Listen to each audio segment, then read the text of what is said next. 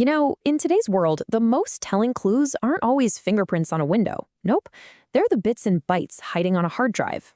Today, we're going to follow the trail of the digital detective and uncover how every single click and even every deleted file can tell a story, and sometimes solve a crime.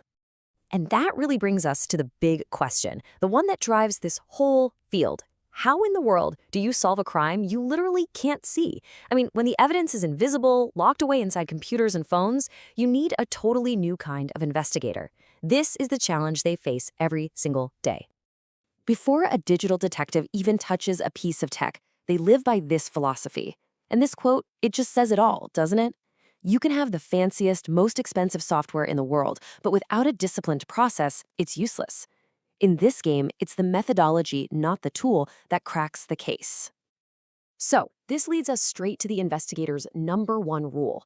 You have to trust the process. Every single action we're about to walk through is built on this foundation of systematic, repeatable steps.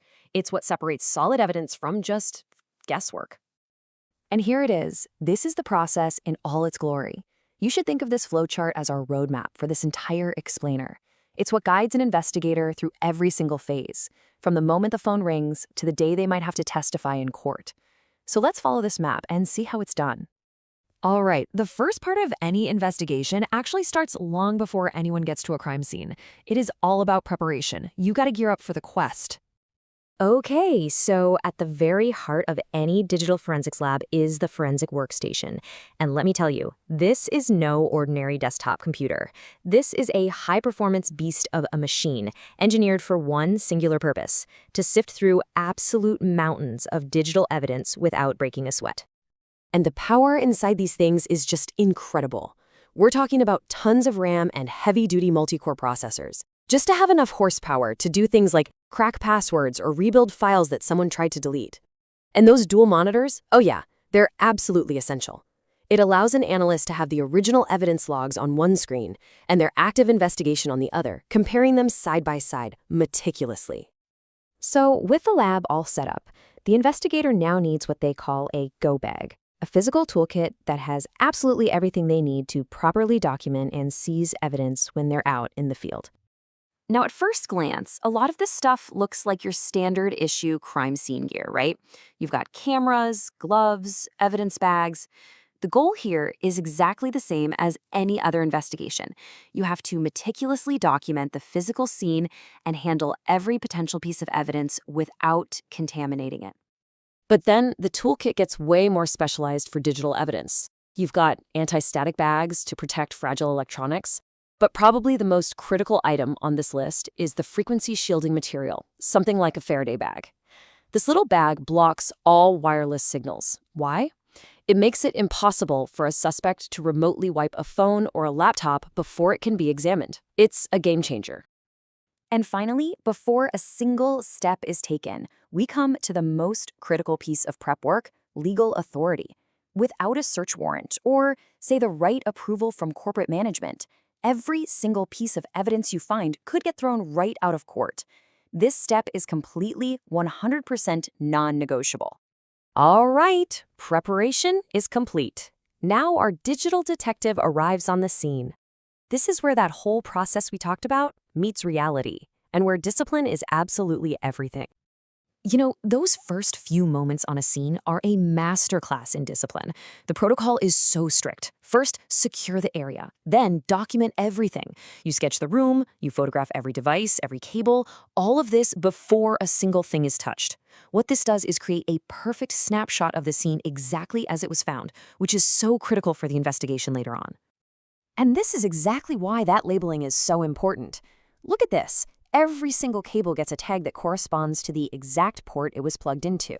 This preserves a perfect, untouchable record of the system's original state, which could end up being a crucial piece of evidence down the line.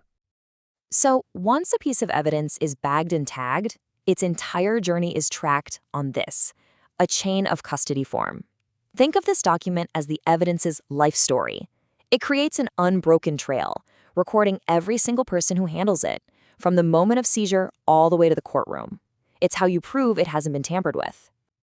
Okay, so the evidence has been securely transported back to the lab. The on-site seizure is over. Now, The deep analysis, the work of unlocking digital secrets, is about to begin. And here we are at the single most important rule of digital analysis. You listening?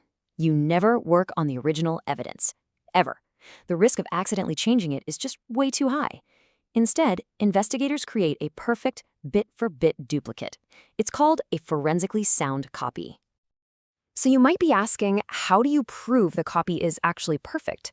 Well, the answer is this brilliant mathematical concept called hashing. It works just like a unique digital fingerprint. A special algorithm generates this long string of characters, that's the hash value. And the amazing part is, if even one single bit of data is different between two files, the entire fingerprint changes completely. It's wild. And this is how that idea is put into practice. The investigator runs a hash on the original drive, then they run this same hash on their forensic copy. And as you can see, the two digital fingerprints, they match exactly. This is the mathematical proof that the copy is identical. Now, and only now, can the real analysis safely begin. So after hours or days or maybe even weeks of analysis, the investigator has finally uncovered the story that was hidden in all that data. But the journey isn't over yet. The findings now have to be prepared so they can be presented as fact. All of that super technical analysis gets translated into a final report. This document has to meticulously lay out what was done, what was found, and what it all means. But above all, the report must be completely, totally unbiased. It presents only the facts that were discovered in the data. No opinions, no spin. And for many of these cases, the final step is the courtroom. This is where the investigator might get called to testify as an expert witness, where they have to explain their process and present the digital evidence to a judge and a jury. This is where that meticulous process we've been following is put to the ultimate test. And that really brings us full circle, doesn't it? From that very first call to gearing up the lab to securing the scene and analyzing the data, every single step in this process is designed for one purpose: to make sure the truth that's hidden inside all that data can be reliably and defensibly brought into the light. It's a pretty incredible journey when you think about it. From invisible bits of data to undeniable evidence in a courtroom. It kind of reminds us that every click and every swipe we make every day is telling a story. So I guess the final question is, what story is your data telling?